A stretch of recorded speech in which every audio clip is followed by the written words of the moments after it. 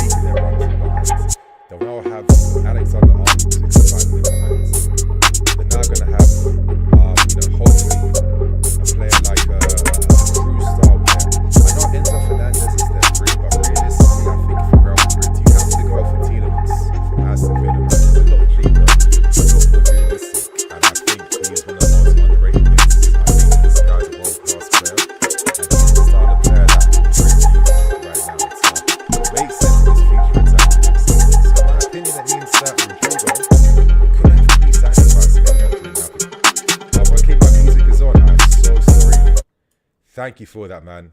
And this is what I mean by it's my first time doing this.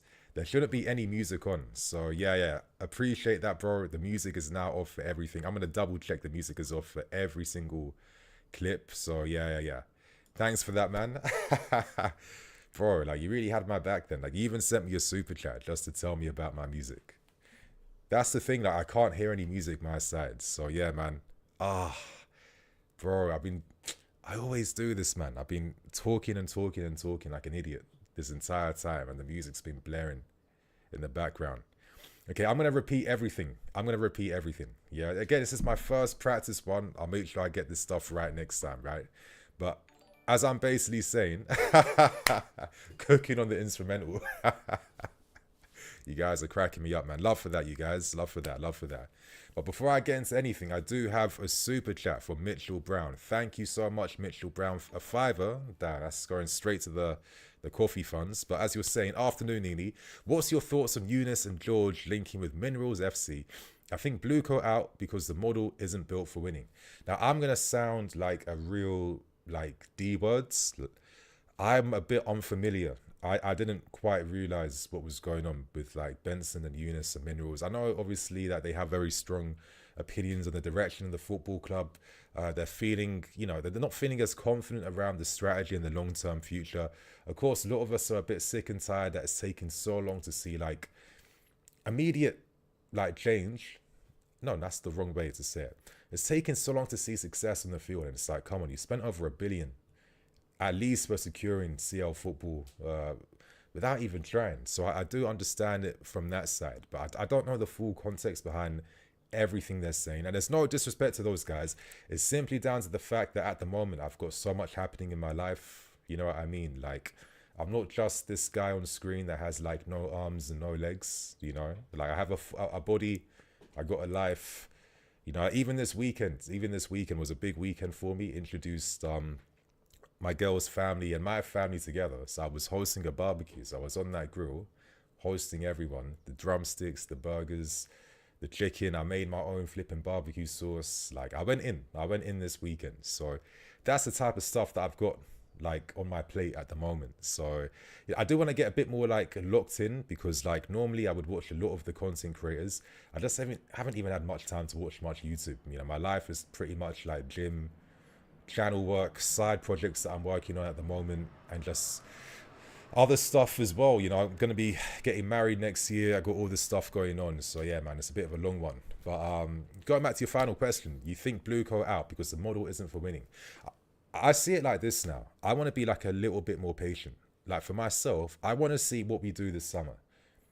I don't want to be too hasty with saying anyone out right now, but I'm not afraid to say that if I see the signs are like clearly there. I don't want to get my words twisted, but at the moment, I personally don't want to make any quick judgment calls, because I don't care about, I said it first and I was right. I don't care about that stuff. I never have. I hope that's not the impression I give when I'm online, but I just need to see a bit more before I know what's going on, because I just care about us winning and being successful. I can understand there's going to be some bumpy roads before that happens. Cool. But again, I just want to see how this summer goes. If we get Champions League football, and from getting CL football, I personally believe there's going to be a bit more ambition shown in the market. And it simply comes down to this fact. I'm going to tell you guys, simply comes down to this. If we're competing potentially next season in the Champions League, what does that mean? It simply means we're going to need to have a better quality squad. Because see it this way, if we had Champions League football, if we had CL football this season, do you think we could cope? Do you think we could cope with Champions League on the weekdays and then Prem games afterwards with this squad? Absolutely not.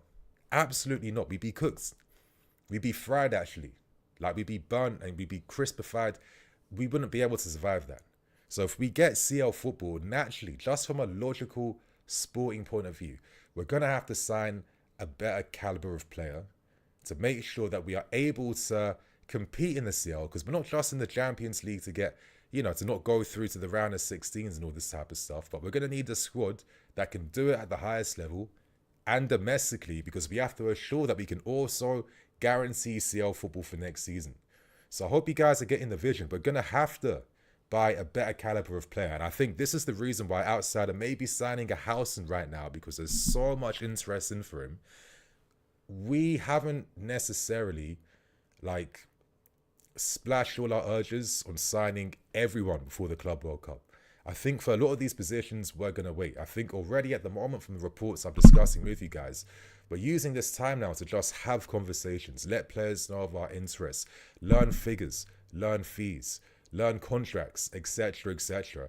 We're slowly piecing together all this information right now. And I think come the end of this season, fingers crossed, if we get CL football, we're going to see some ambitious things being done. Like, you guys don't get it twisted.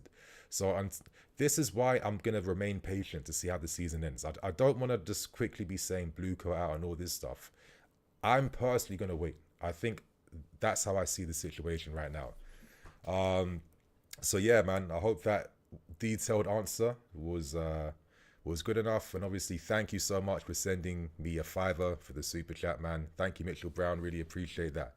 But my guys, how else are you feeling now about some of these reports and stories? Obviously, Rodrygo being one of the surprise moves maybe that could potentially happen this summer. And I'm really curious to know what type of money Real Madrid would want for him. You guys, let me know in the comments. Do you think there's a possibility we can make this happen? Is there still background noise? Maybe, I don't know, bro. I think I've fixed that background noise problem right now. Let me just double check. Yeah, bro. Everything's fixed right now on my side. But yeah, let me ask you guys this. How do you think a Rodrygo move could happen? Do you think it's going to depend on us offering a player in exchange? Do you think that could be the thing that seals it? Obviously, could Madrid be open to Fofana? If we're open to maybe money to let go of players, and let's say Wesley could be a player that we're interested in letting go, what's stopping Madrid from potentially going in for him? Because they do need a defensive signing, right? They couldn't afford Huijsen because they can't afford to pay his release clause up front. Calm.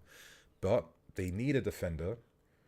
Is there anything stopping maybe offering Fofana in a separate deal alongside Rodrygo coming our way? You know what I mean? That's the interesting one.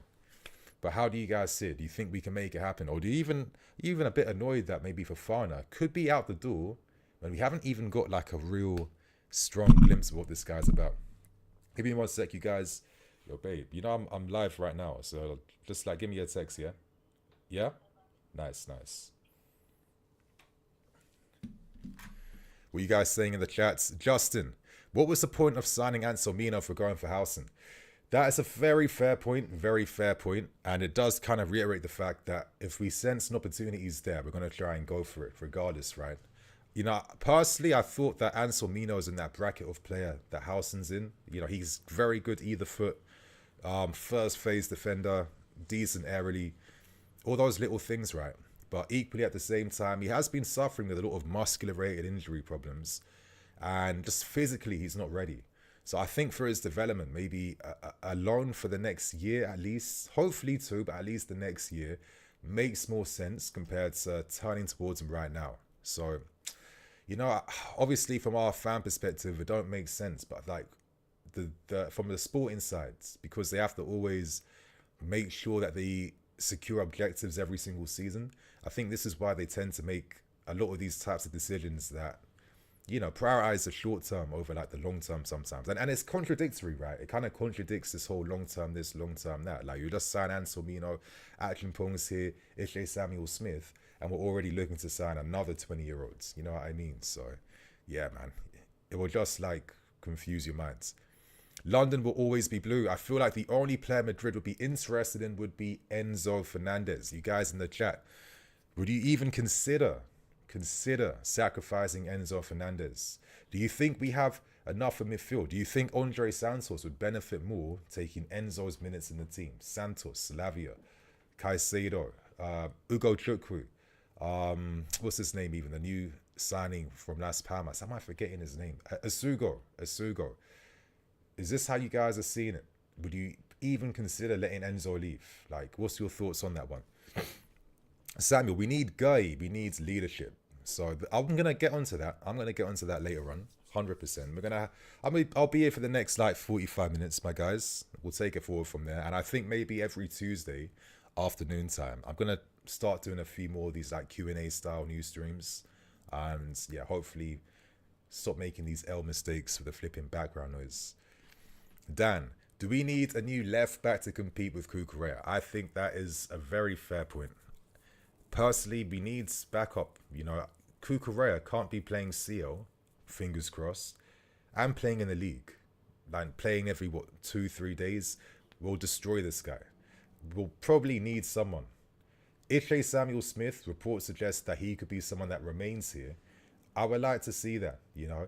I think when you deep the potential of what a future Chelsea team could look like, right? Huijsen Samuel Smith, Achimpong, Huijsen, Colwood, all these guys are like 6'3 plus. It's just, and they don't even move like those like languids, like Maguire type of guys, right? So yeah, you can see the potential, you can see it. AB2X, why are we talking like the season is over already? I'm not too sure what you mean by that, man. Badder, you can't be serious, still scope. You think Gittins is better than Rodrygo because of athleticism? Okay, I mean, that's an interesting debate. You know what I mean? Brenton, yeah, big up yourself too, bro. Eno, Enzo for Rodrygo without a doubt. So you're just fully like, you know what? I've seen the vision. If there's an opportunity to get Rodrygo, I'm taking it with both hands. I'm not wasting no time. You know, there could be a discussion there, right? Obviously, naturally, he's a talent, isn't he? And I've been making the point that I just see so many comparisons with like Willian. I think Rodrygo has been forced to be the Willian of Real Madrid, where you're putting the team balance first over your individual ability and your skill set, right? Obviously, we all knew that Willian was probably like 2 times better on that left flank, especially when he has the license to cut inside on a stronger foot and blast those efforts. But on the right flank, naturally, you know, the ball's, he's not allowed to go to his strong angles, right? And I remember like at times he would get a lot of criticism. There'd be a lot of frustration around that. But I was also one of those fans when it came to Willian.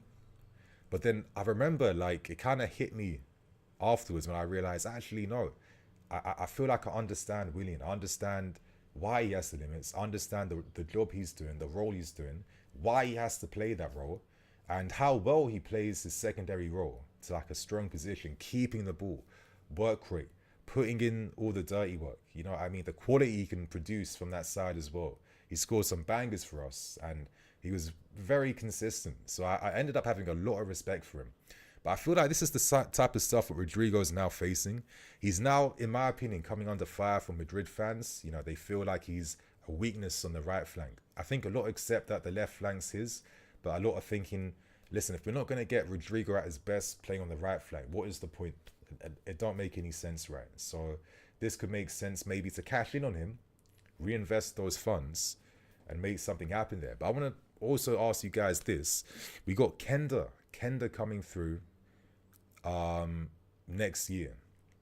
And, you know, when he signed for us, I'm sure he signed for us with the belief that he'll be getting a lot of consistent minutes. Obviously, I think Rodrygo and Kenda could naturally cook, and I think there'll be a lot of game time. I feel like ideally, Maresca would love to like interchange the wingers like every single game and sub on 2 wingers every single game just to keep them as fresh and fit as possible. So I could see a lot of these guys getting mins, and you think to yourself, go, Noni, Esteval, fingers crossed, Rodrygo, and Kenda. I mean, I feel like this is an attack that is like, that's up there, bro. You know, that's up there with your Robins and Duffs and them guys. It's up there with like your Pedros, your Hazards, your Williams, and those guys. I think like if you want to be like really at the top level, you need to have like a mad attacking force and unit like that. That would be exciting for me. But yeah, I'm gonna spend a little bit more time on Rodrygo before we move on to discussing some of the other reports and stories. So if you guys want to share some of your thoughts, if you guys want your questions prioritized, of course, show some love with the super chat button so I can spend more time with your question. But in the meantime, I'm obviously going to go through the chat, but just understand that it's not going to be, I can't go through every question. It's going to be quite hard. But anyway, looking at Kevin Reyes. How you doing, Kevin? Good afternoon, Nini. Rodrygo is a baller and would help our attack. His versatility opens up many different attacking tactics that will make us dangerous. Exactly. He would. There are some things I do want to see from next season. I want to see some evolutions of Maresca's ideas. Obviously, I understand that we've really struggled when it comes to unlocking defensive teams, which is natural. We've seen small, tiny signs of life that we're starting to maybe cope a little bit better now, like a tiny bit better now. Calm, say less. But equally at the same time, I'm thinking to myself, we could probably step it up a bit more. And I think the thing I've noticed, that I've maybe got influence from watching Barcelona play so much this season. Honestly, Barca have been, a beautiful team. I can't lie. Love what they're doing there right now. But one thing I'll notice is that like their defensive line will push really high up to the midfield. And by doing it, it allows like their centre backs to play like balls over the top to find wingers who are like making those diagonal runs inside to like catch out the team's defensive line. I feel like we don't really see that at all. It's very much ball on the feet too much, and we really push back our defensive line because we're thinking about stopping the counter attack. But I feel like a few little aggressive tweaks like that in the right moments, that's going to be a key thing for that has to be a key thing for us, because we got a lot of wingers from next season. Esteval, who's got this kid at 18 years old putting in the numbers he is in Brazil. There's not many teenagers in the world who are putting in double digits in goals and assists at the moment. So this kid's a special talent. So I need to make sure he's got that license to be running in towards goal. I don't want him to be just stuck out wide 2v1. That is the thing we have to improve upon to get our wingers in the game more. I feel like little tweaks like that could make us a better team, right? But let me move on to answering a few more questions. Callum, thinking of the likes of Matos and Gilchrist makes me less concerned about our poor outlay over the 1 billion with the likes of these players to be sold for 20 mil minimum. Maybe. When we were selling those Coppen guys for like your 20 mils, 30 mils, you know what I mean? They had consistent minutes in like top flight divisions, and they were sold at like 22, 23. You know what I mean? That's when you can command bigger fees. If you sold a Matos right now, no team is paying 20 mil for him. They're only paying 20 mil once he makes it to the Premier League or a top 5 European division, and if he performs consistently. That's when he makes more sense. So hopefully we do have those types of plans for the rest of the academy, right? We've got a lot of talents. They're not all going to make it here, but we have to make sure that we're giving them the best possible pathways, right? And if we do that, we benefit from that if we decide to cash in on them. Nads and Kunku 35 mil, Disasi 35 mil, 70 mil Osimhen. Bro, we have the type of players we can sell that can offer us a lot of flexibility in terms of who we're buying, who we can spend that money on. We have that. Hopefully these lot aren't gonna overcharge. You know what I mean? Like them times when you're asking for 50 mil for Broja and then we've got like 35 mil and then it wasn't enough. And now you'd be happy to get like 15, 20 mil for the guy right now. Like we need to avoid them type of situations. So I think 30, 40 mil for Nkunku is fair. The Sassy, like 30, 35 mil. Bro, like when you take away the player cost of having them for 2 years, I think them figures are kind of fair, in my opinion. Hopefully Aston Villa decides to keep him, but I don't even know where that one. Emmanuel, Osimhen would give us the fear factor Drogba gave us. We'll be talking about him. Samuel, best midfielder right now is Edison. Yeah, he's a very good midfield player. But I feel like we kind of got them talents already now. I think now we got Andre Santos. Yeah, let this kid cook, man. I got a lot of high hopes and beliefs around him. So yeah, I guess this moves us on to like discussing some of the other reports coming out today. There was some interesting stuff around stadium plans. I'm going to be releasing like my normal type of news video later today. This is like more of like an informal chat type of thing to let us, you know, just talk together as a community about what's going on with the club right now. But there was some interesting reports around the stadium stuff. Obviously courtesy of the Daily Mail. Give me one sec, my guys. Yeah, Chelsea told by London Mayor Sadiq Khan that, you know, our stadium must be the envy of London, which I think is fair. I think some of the figures coming out of around like 55,000, It's all right. But I think ideally, like we need to. I mean, I had hopes that we'd be like at least 65,000 minimum, 65, 70K, and it's quite reassuring that the mayor also believes that the city needs to have like another grand stadium in London. Imagine what that could do in terms of like revenue capabilities, hosting venues and events. You know what I mean? There's a big potential around that type of stuff. As Sadiq was basically saying, we're the victims of our own success. Stamford Bridge obviously is way too small for us at the moment. And, we've got to be looking towards your Spurs and Arsenals with a bit of envy in terms of the capacity they have for their stadiums. So, yeah, it's a bold move. And I guess the reports reveal, which I can't find on screen yet, I got it on my laptop, that, he's encouraging our owners to enter talks with City Hall over a new stadium. So that is encouraging signs that, these men won't just sell off the land to developers to build new, like development plots and community areas and offices and stuff like that. But they actually think financially and for the health of the city, a grand capacity stadium could be the vision. Obviously that's nice, but it's the price, isn't it? The price keeps going up and going up and going up. London's already stupidly expensive to develop on. But let's see if any encouraging signs kind of come from this, right? Because obviously you look at Arsenal Stadium, 60,000 plus, Spurs is like 62K.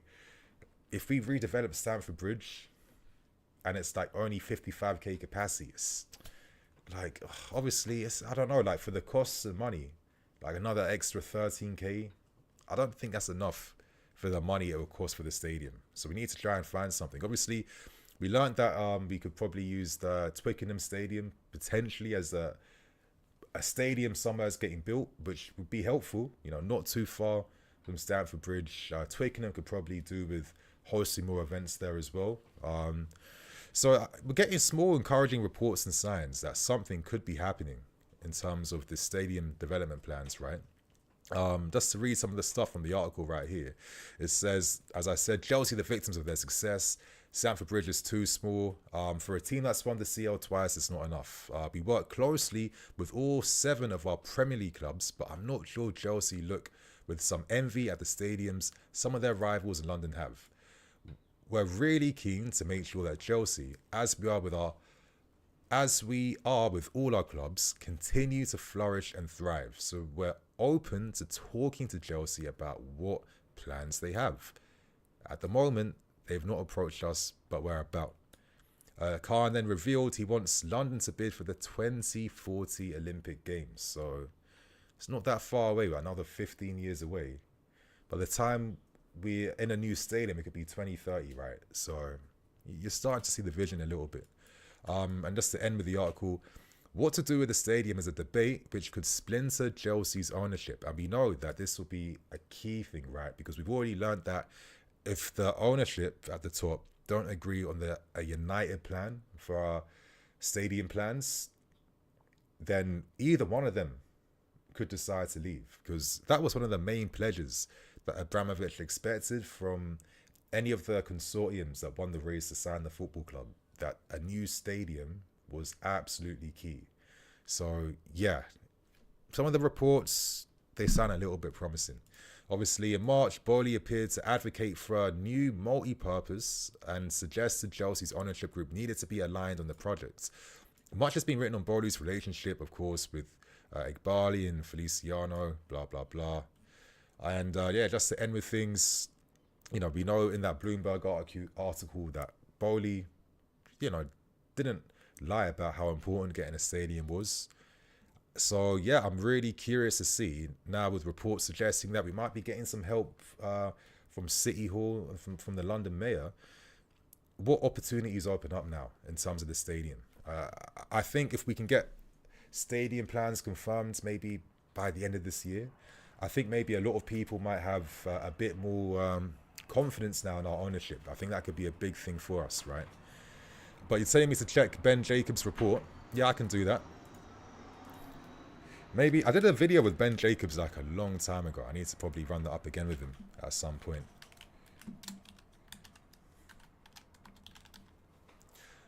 But like I'm saying, you guys, I'm gonna test out this type of live stream format so we can like have discussions on the news. But equally, you know, I'm gonna be releasing my standard news videos later on. That's gonna be a bit more formatted in it. So stay tuned for that.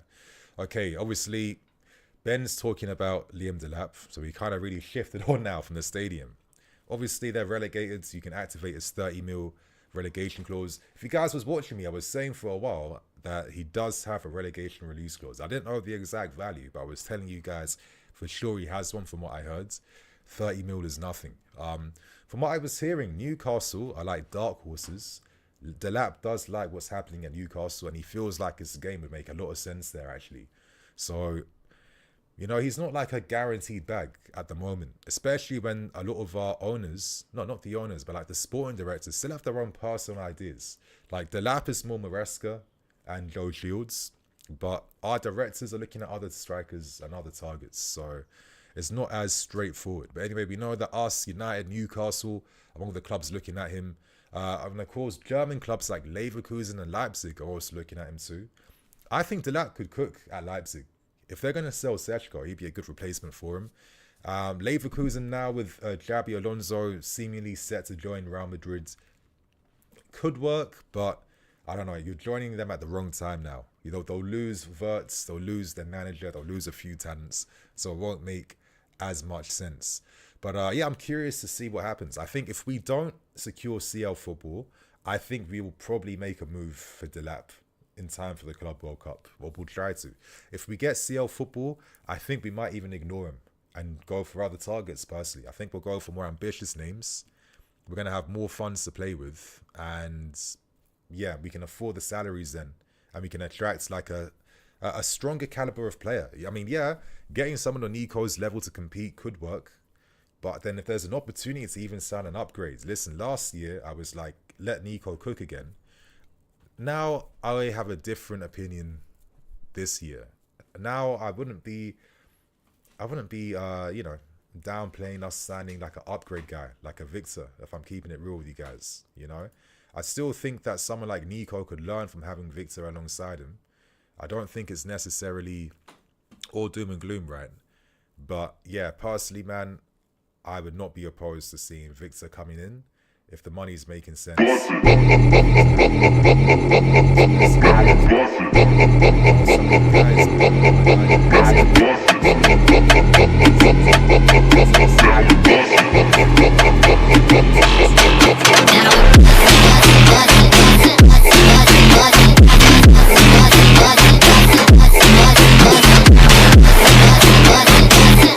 The background noise, yes, I'm on top of the background noise. Bro, I don't know why the flipping keeps happening, but yeah, it's off now. But like I was saying, you know, I'm tired of this like loser talk around Osimhen and his attitudes, because what, how he's leaving Napoli. It baffles me because everyone knows that De Laurentiis is like quite hard to negotiate with. So if you know that he's a hard guy to negotiate with, like surely you're gonna have to play dirty sometimes to force your moves and stuff, right? So yeah, I don't have any sympathy there. Like I don't really have much sympathy when it comes to this like football transfer stuff. I know it's a dog eat dog world. I know you gotta be harsh, you gotta be smart, you gotta be ruthless sometimes. The game is the game. Like I remember when Marina put pressure on Sarri to force his exit from Napoli, just to try and put pressure on De Laurentiis. And then in the end, it was decided, okay, you'll get Sarri, but you got to get Jorginho, and we got them both in a double deal. So that's how it works sometimes, man. Anyway, I hope you guys can hear me now. I've turned the music off. I don't know why it keeps happening, but the music is now off. But my guys, I'm going to be here for like 30 minutes more. So if any of you guys want your questions prioritized, you want to have me like deep dive on your thoughts and opinions, send a super chat, man.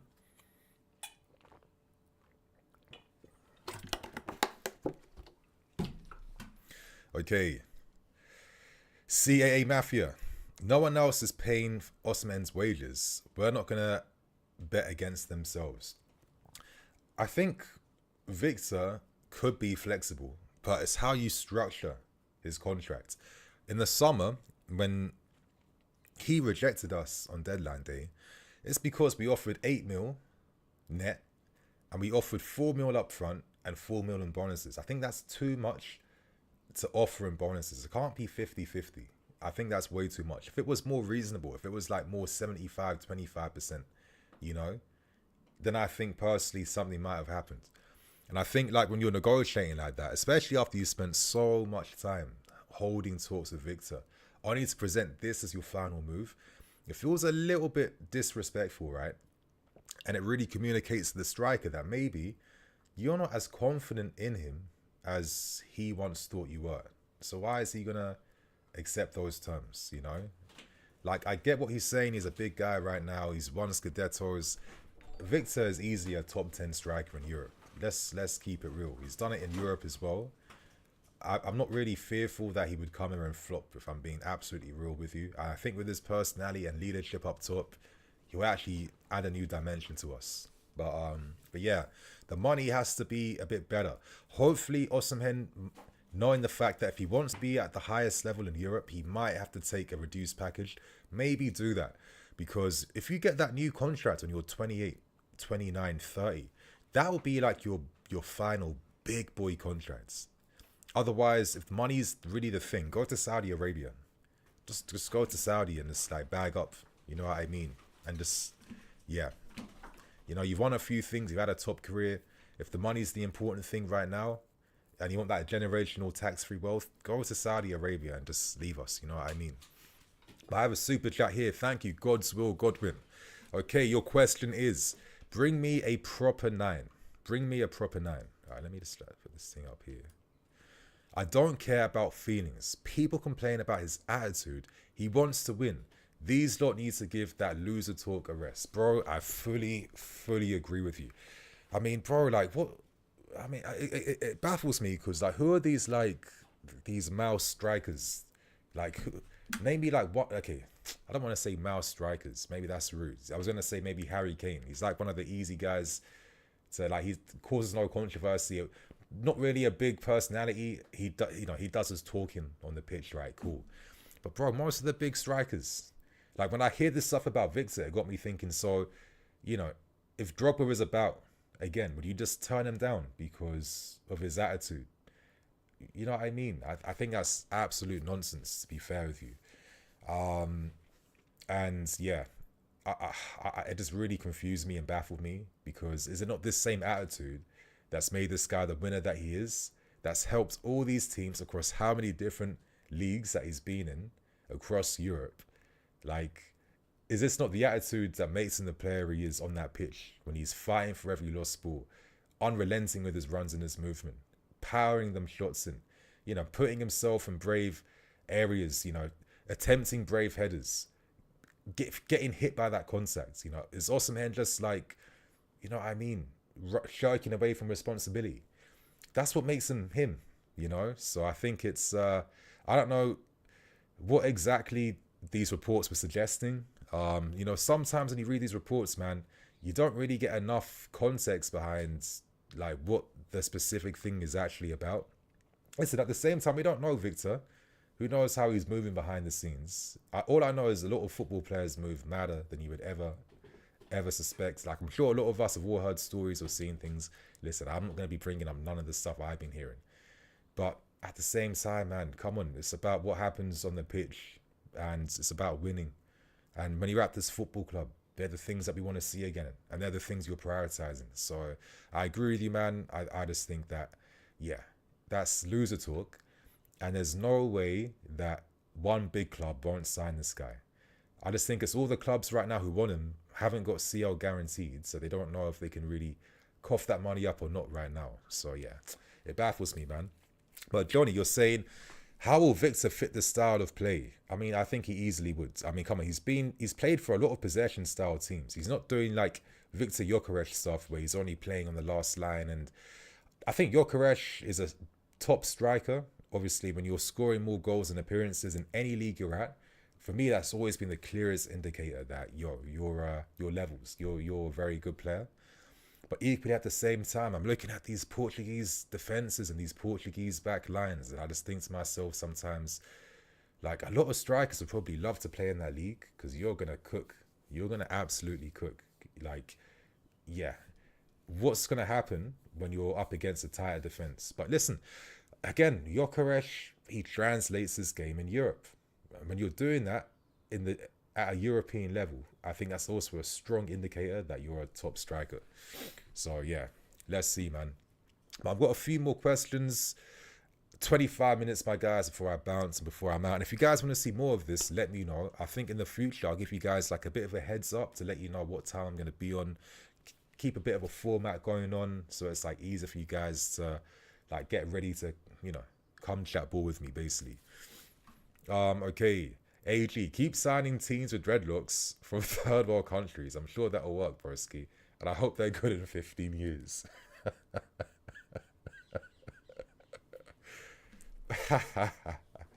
Like, obviously, by the time I would, you know, I didn't even read your comment first before I just read it out. So yeah, that's probably one comment I should have avoided, to be honest with you. But yeah, I can tell you're feeling a bit jaded, bro. But yeah, man, these dread boys, they're gonna come big for us. I promise you. They'll come in. They're gonna be taking us to those levels. We're signing a lot of very good dreadheads, man. Like, don't write off these dreadheads, bro. Nads, Sancho, Neto, Esteval, Madueke, George, Mudryk are the wingers for next season. That's what I mean. Like, it is interesting that, you know, we got Kender bags. We want to sign like a right-footed left winger. Shits, there's a wasp. All right, you guys, give me 1 second. Give me 1 second. Nah. I need to get rid of this wasp. Get the hell out of here, mate. Get the flip out. I'm not here to play in my life like that, man. Some fat-ass wasp. Nah. Anyway, I'm back now. And yes, Ina, how are you doing, man?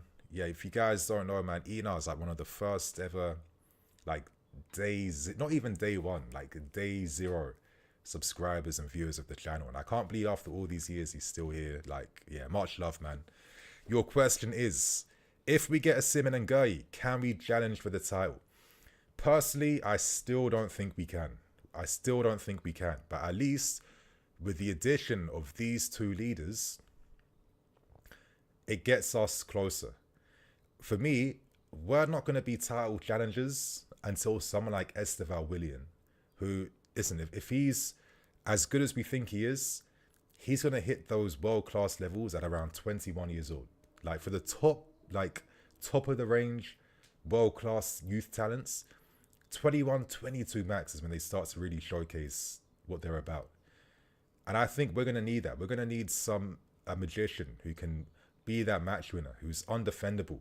We're going to need that type of player that opposition's teams now have to develop new tactical game plans for, to try and manage and contain. At the moment, we don't really have too much of that. Yeah, Palmer to a degree, but it wasn't as deep as it could have been. But I don't think we're going to be there until we see a few more of these guys develop a bit more. I think with Osimhen and your guys and some smart recruitment, that's going to help these youngers. That's going to take a lot of pressure away from them and support them. But those two players alone won't single-handedly boost the quality levels that high. You know, for me to be a title-winning team, you're going to need a striker that can get you at least 20 goals minimum in all competitions. Cool. But you also need the rest of the teams to chip in. Like, we need wingers who can consistently score past 10 goals a season. We don't have that yet. I mean, Pedro Neto's best scoring season is 6 goals. That's crazy. Noni Madueke has been stuck on like 7, 8 now for a while. That's not enough. We're going to need at least 3 of these guys who can bag 10 goals minimum a season. Because the goals have to come from somewhere, right? And yeah, I think the midfield, of course, is going to be key.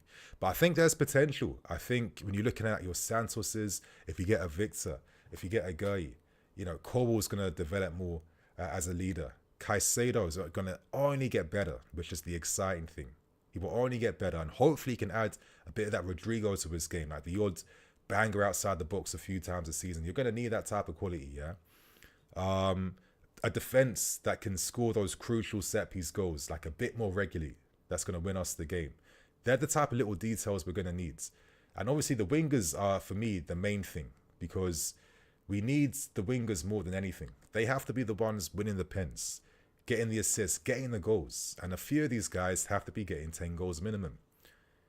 We've bought players and we're developing a squad that we want to see them score goals. We're not developing a squad that's going to be playing with like 30% possession a game, and we're winning games 1-0. You know what I mean? Because I mean, we'd be seeing completely different players here if that was the point. We're not doing that. You know, until your Kenda's reach like 21. He's going to need 2 seasons in the Prem first, remember? Just before he can do anything. Esteval will need to be here for at least 2-3 seasons minimum, in my opinion. Andre Santos then within that time, he'll be like 23, 24. Caicedo will be like in his peak years. Enzo, if he's still here, peak years. Our defenders will be approaching their peak years too. Yeah, this is what I mean. Like, we need more peak year players to turn to. And I say this purely based on the fact that when we were really ready to mount a title challenge, that was when your Terrys and Lampards hit like 24 years old and stuff, 24, 25, you know. 26 is when everything started to come together. That's when we added your Cavalios at 26, Drogba's at 26, these types of talents. Like, I think you need that. You 100% need that.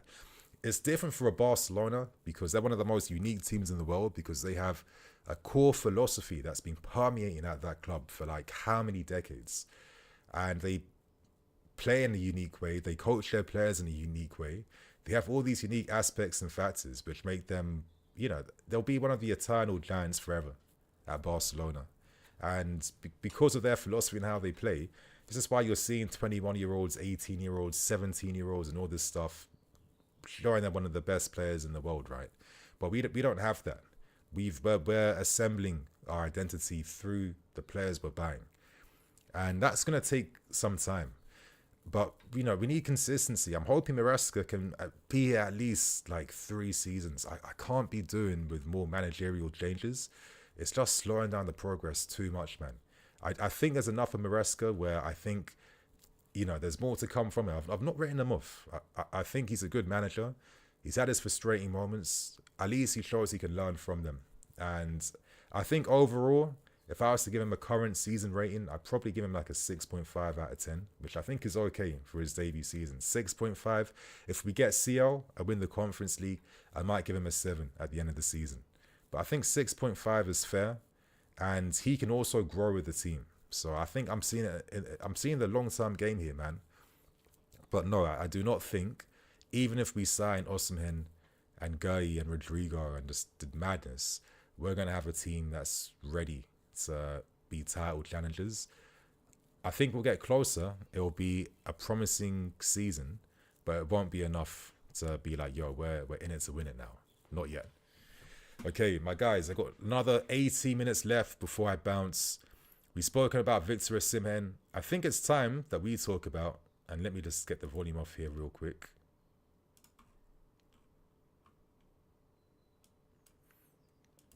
I think it's time to talk about this man here that seemingly could be the first player we look to sign.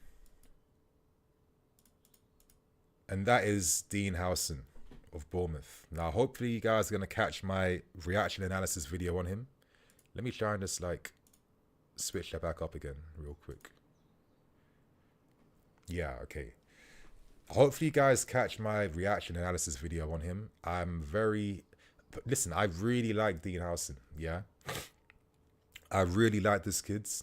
For me, he reminds me so much of like the best parts of David Luiz. I just think in terms of how he manipulates that ball, yeah, I mean, that's all I can say. He reminds me of the good parts of David Luiz on the ball. And listen, Luiz would get a bit of criticism for his defending. Fair enough, cool. But he just offered so much to every team he played for that, yeah, for me, I think this guy is, you know, like one of those iconic players that you'll just never forget about. And Huijsen, he's showing already at 19 how he uses the ball, kickstarts attacks. The left foot, the right foot are equally as good as each other. Like all the passing techniques he can do, you know, the passes between the lines, you know, the balls over the top, the loft, the balls, the driven passes, either foot, how he steps up, the shots he's taking outside the box, opening his body up, power efforts to the foot, you know, his heading, crucial goals. Now this guy, and he's 19. Yeah, this kid I think is a special player. And I'm telling you guys, I don't mind letting Fofana go for Huijsen. I don't mind at all that we're going to do that. I would do that for Huijsen. I think he's that good. I would do it for Huijsen. I get what people are saying about the overratedness, but you need to have perspective. Like you're talking about a 19-year-old or 20-year-old. Yeah, you're not talking about a 25, 26-year-old. He's not supposed to be perfect. How I see it is the fact that he's not an easy meal in the Premier League, the fact that he's putting in respectable numbers for things like his aerial duel success rate, winning around 58% of them, and he's still like not even filled out his body yet. I think that's an encouraging sign. For an example, Bastoni's heading success rate is lower than Huijsen's already, and Bastoni's like how many years older than him? Yeah, there's a lot of respectable facets of his game that can only get better, that can only get fine-tuned, but the natural ability he oozes is just so good. And I think Bournemouth are going to miss him so badly. I don't know who's going to replace him next season. He's done so much for that Bournemouth attack in terms of what he's doing on the ball, the attacks he's creating, how he's finding Bournemouth's wide players as well. Yeah, he will be a massive, massive loss for them for sure. And hopefully it'll be a big gain for us because I think this guy is superb, to be honest with you. And I think he can get better. I look at Huijsen and I think, okay, when you're 23, 24 years old, are you going to be that guy I think you can be, you know? I feel like we'll probably see him and Kubasi together being the Spanish national team defenders. Yeah, I think this guy, if there's an opportunity to get him now, you do that because you'll never get him again, to be honest with you.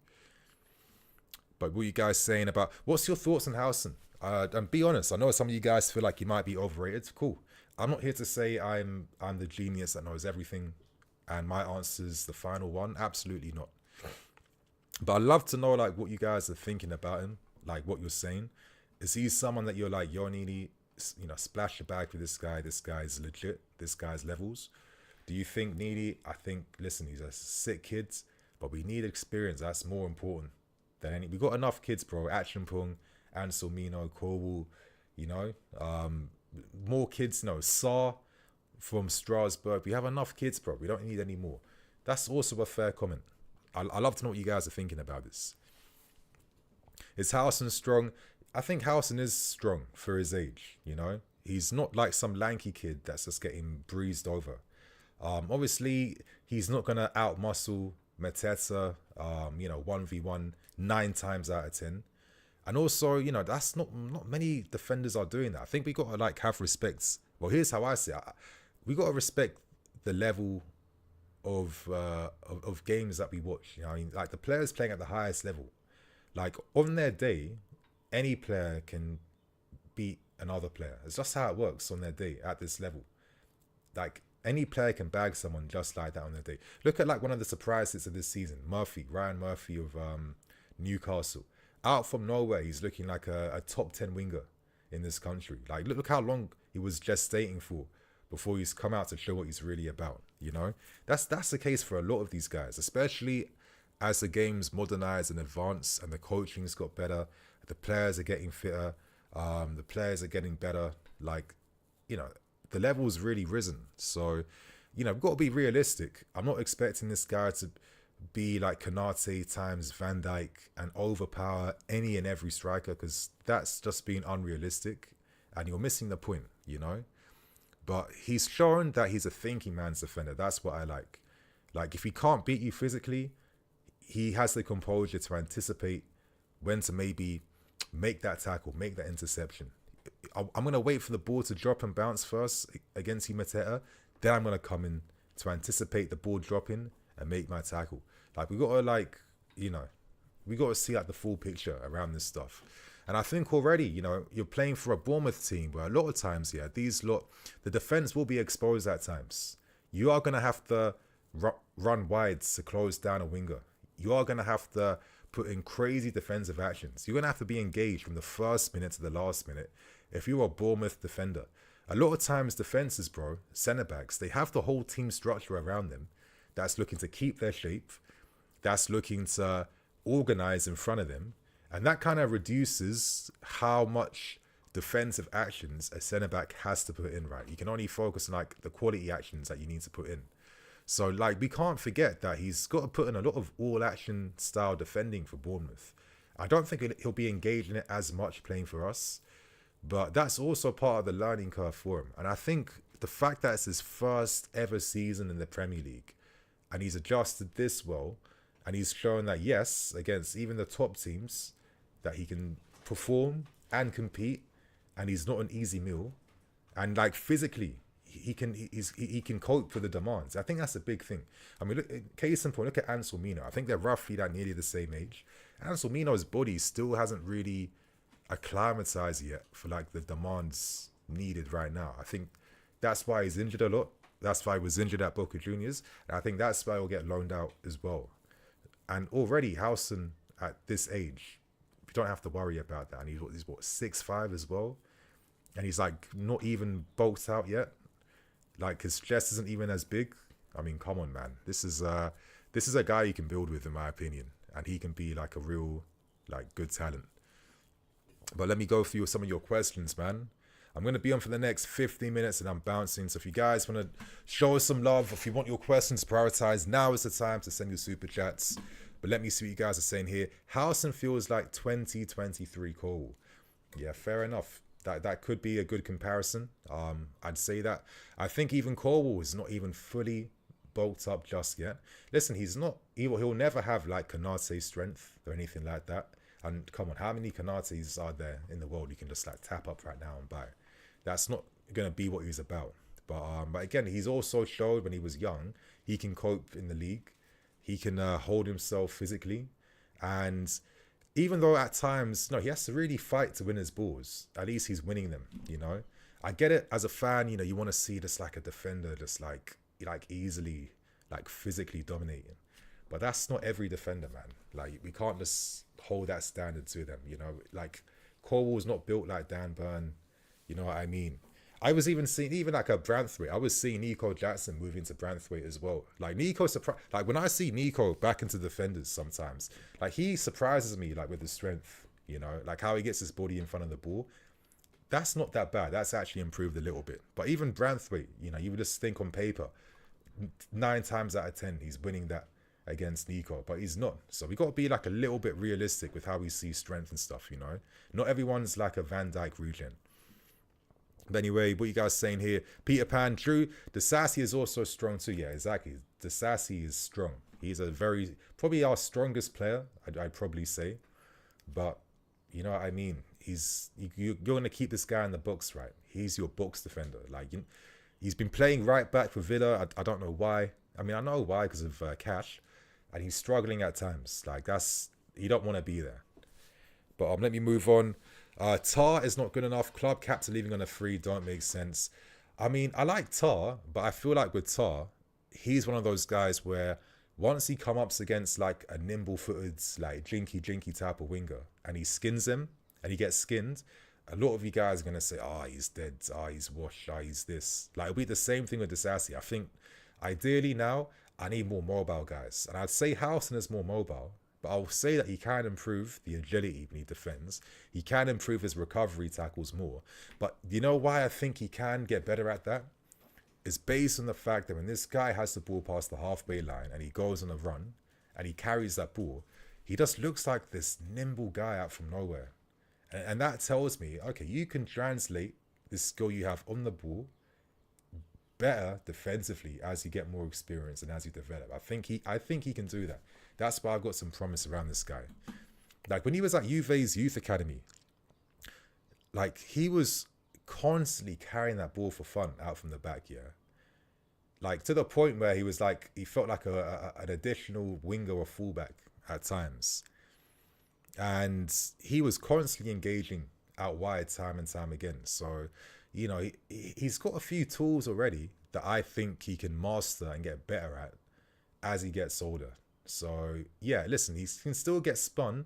He's still going to miss time a challenge here and there. There's going to be all these things, which is normal for someone his age. Like, he's not infallible to criticisms. But the raw minerals and tools he has, I just think there's so many pros and so many positives that I'm not blaming the club for making a move for him. Like, I can kind of get it a little bit. Yes, Olu. Vega made sense, dribbling our money. Maresca didn't want him to go, and he went to Juve and starts. Exactly. Maresca didn't want him to. He could have used him more. He never did that. I don't blame Vega for doing that, and at least we're going to cash in on him. He would have been an interesting player to keep. Ideally, I don't know why someone like this didn't go to Strasbourg. I just think that it was a massive step up. I think, obviously, from playing for us, getting his international team, like moments as well, it's made him better equipped for Juventus. But even now at Juve, he's playing in the middle of a back three. Like, his lack of mobility stuff and his footwork and agility is getting minimized playing in the middle of a back three, where you can just focus on playing ball out from the back. And I did always feel like at times, he's got the frame, he's got the size, he looks like a Wiltshire. I've been saying that. But like, the mobility and stuff and the agility, like, he can get spun here and there. So I don't know. I think he'll be a pretty interesting player, but he's one of those guys where I feel like he can go right to the top or he can just be goods. I couldn't tell you what he's going to be right now, but yeah, he has a lot of interesting things to his game. E-Man, get Mateta for free and buy Osimhen. Mateta, listen, that could be something. Peter Pan, Nini, do you play football? Bro, I have not played football for time. When I was younger, yeah, I used to play it. I used to play for some teams as well too. Yeah, but that's like a story in itself that I'd have to spend a whole stream just like discussing my football career or my lack of one. But yeah, I used to play when I was younger. E-Man, Nini, G-A man, bro, am I like dumb? What does that mean? Great assists? I don't know what I'm talking about. When are you traveling to Ghana? Oh, God, man. Maybe I might be going to Accra, maybe Christmas time, maybe, but I need to plan it with my sister and her husband. I need to figure out how it's going to work. But yeah, man, it's been long overdue. Yes, Mr. Marquise, I think we need to sign a left centre-back and right centre-back, ideally Huijsen, Murillo, Branthwaite. I don't think we have to sign a left centre-back. We've got Sarr, we've got Levi Cole. Huijsen can play on the left-hand side of the right-hand side. If you sign Mark Gueye, he can also do the same thing. So I don't think we need a left centre-back at all. If you're getting Huijsen and you're getting Gueye and you're saying goodbye to Fofana and Disasi and others, I think we're fine, bro, honestly. Yeah, and also, for the other question, Huijsen's dominant foot is both. I read that his dad, who was also a former pro player, Huijsen said in an interview that I was reading that his dad spent a lot of time working on his ability to play with both feet. That's why this is why I bring up the David Luiz comparisons, as in like there's this like natural footballing gift to his game, and Luiz could play for me, Luiz is the best ball playing defender I've ever seen, like in my lifetime. Yeah, I've heard about like your Beckenbauers and stuff come, but one I've seen, David Luiz was the best ball playing centre back I've seen. This is why he was doing things in midfield, and bro, was he not like doing levels, like doing crazy stuff in midfield? I remember those goals against Basel, or the classic moments, like yeah. He's one of my favorite players of all time, David Luiz. Like, he's one of those guys that you'll go to a stadium to watch him play, and yeah, there'll be a few moments here and there, but like I always thought the positives just far outweighed them type of moments, to be honest with you. Paul, our fan base is so gullible. People are happy with house links when they know damn well there's no difference between him, Badia, and Cole. Well, bro, that's not quite true. There are some differences. Like that's not fair. I think like if you've not really seen him play, which is fair, you guys got your own lives, you're doing your own things. I would get that. If you're just going off like quick little, he can pass the ball, he can like play balls over the top, blah blah blah, line breakers. But nah, there's more that he can do. I would say. I don't think that's a fair comparison at all. Listen, if Badia was to get moved on, I wouldn't be surprised. I think he's not really been able to push on. Obviously, injuries haven't helped, but also the competition. And I just think that since when we signed him, we haven't seen like any strong improvements in areas of his game, just based on that lack of game time. So I don't know. Now that we're hearing that Gueye could be about alongside Huijsen, I'm starting to think about our plans for defense a little bit more now. Max Morg, We don't have a centre-back better than Gueye right now, apart from Fofana when fit. Like, I'm going to sound controversial, but like what I was saying about Badia is how I feel about Fofana. I feel like he's becoming one of those like potential FC players where the idea of him is like stronger than the reality. And I only say that based on the fact that we just haven't seen enough of him these last 3 years. That's all it is. Like, even this season, he played some good games. But like, if anyone was to say to me he was like by far the best defender, I think that's absolute cap. Like, he also gave away penalties. He also has moments where he's putting the team under pressure, making rash tackles and decisions. Just little details like that. I'm not saying like it means that he's been awful, but I just felt like when everyone was kind of... Obviously, his loss wasn't helpful because he was having a good partnership with Levi Cole. But we just haven't seen enough consistency from him to really say that he's improving anything right now. And I think when you sign him for big money 3 years ago, ideally, without the injuries, he's like one of the top centre-backs in the country, right? But for me, even though he's 24, I think he's like a 21-year-old because he's lost like 3 years. And I don't know. You're getting to an age now where you think to yourself, okay, he's more likely to get another injury now compared to fulfilling his potential. So do you just like change your plans for him?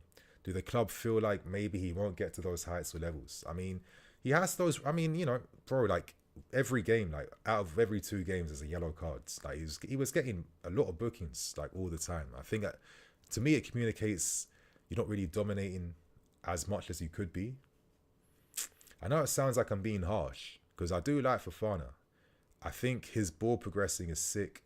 His ball carrying, I think he's one of the strongest ball carriers in defense in the entire division. Like when this guy gets forward, bro, boom, he does sick things.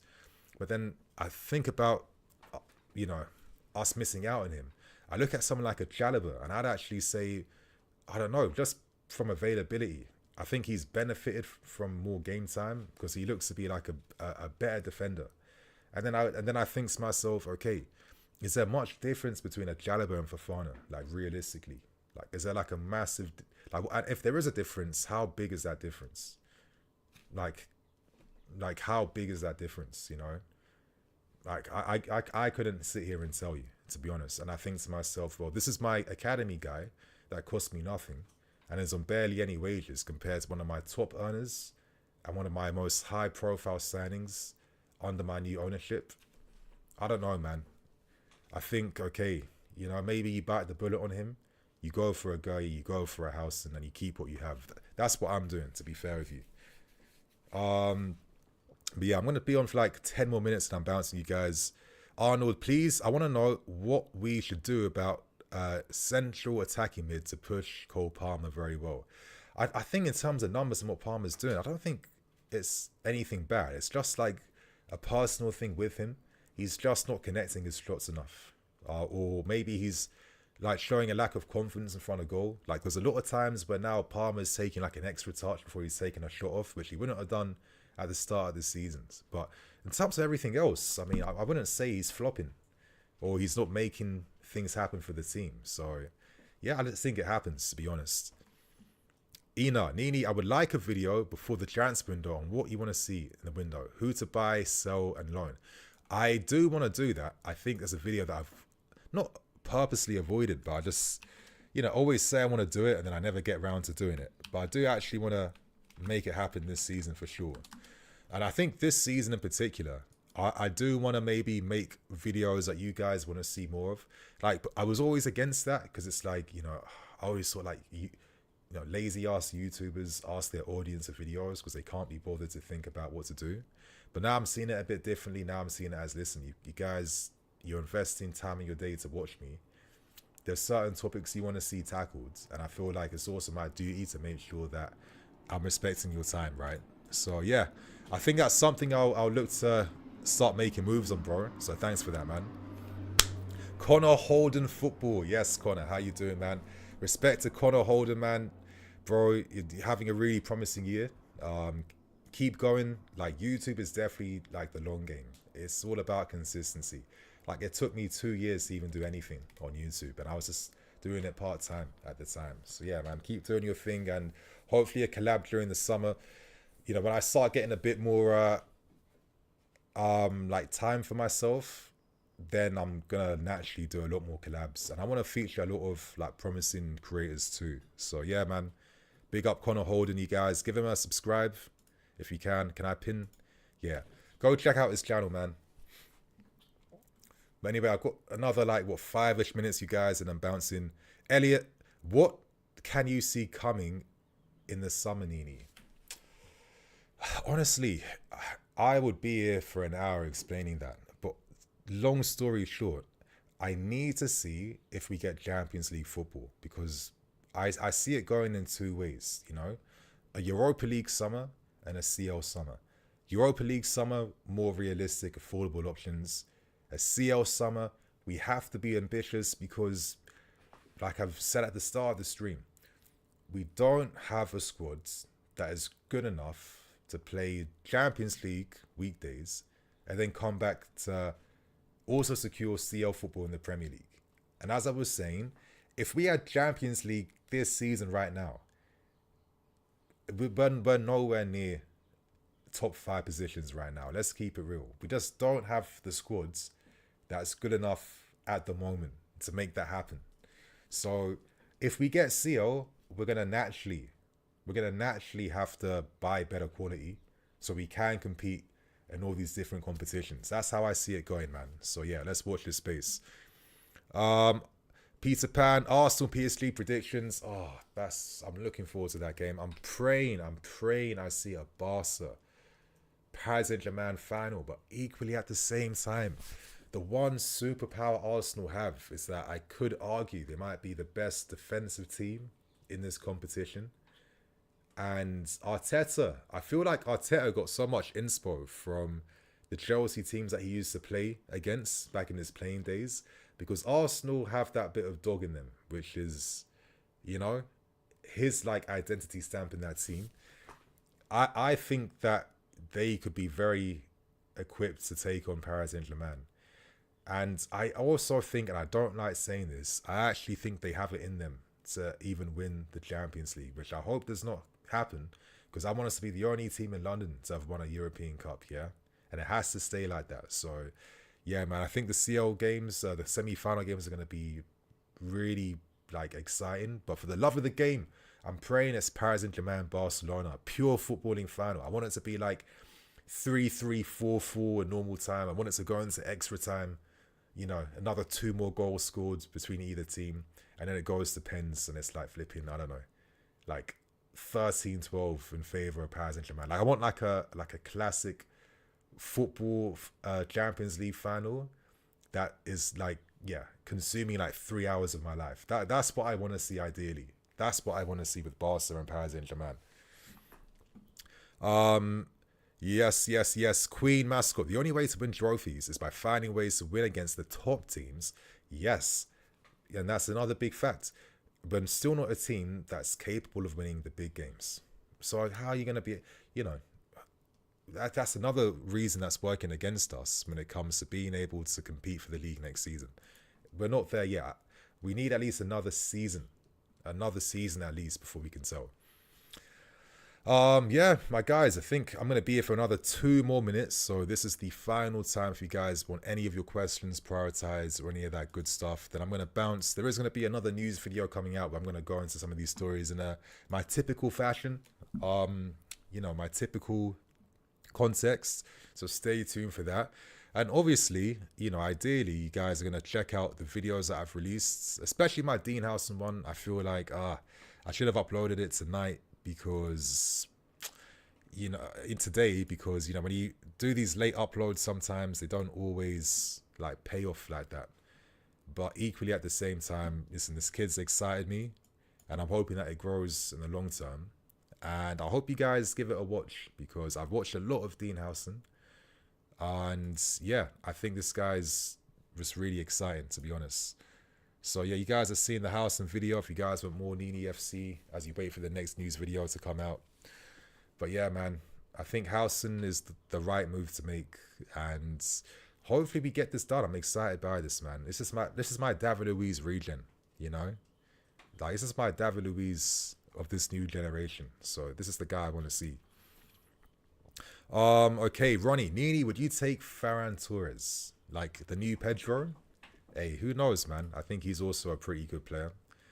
But I don't know, man. I think if you're asking me my top options at the winger position, would be Rodrygo.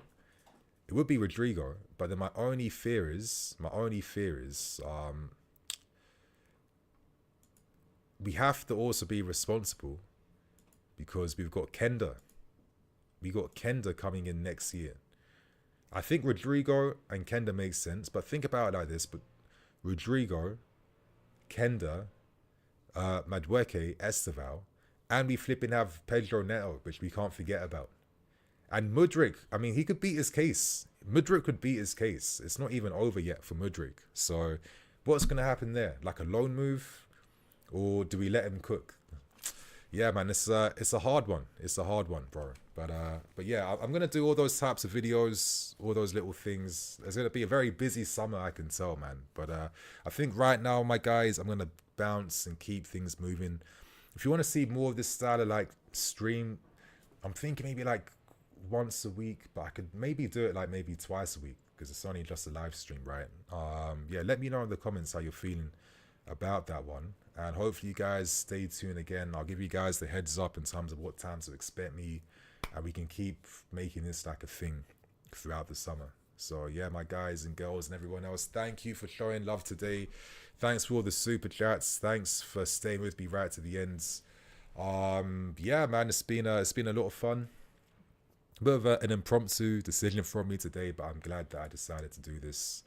So yeah, my guys, I'm gonna see you very shortly with some more uploads, and then of course we're all gonna watch the big CL game on tonight. And I don't know, I'm even considering like discussing that game as well, and maybe uploading it on my old channel, which I have not touched in like what 6 years or 5 years. So yeah, man, stay tuned for that. Enjoy your day, enjoy your work, and yeah, I'll catch you guys later on today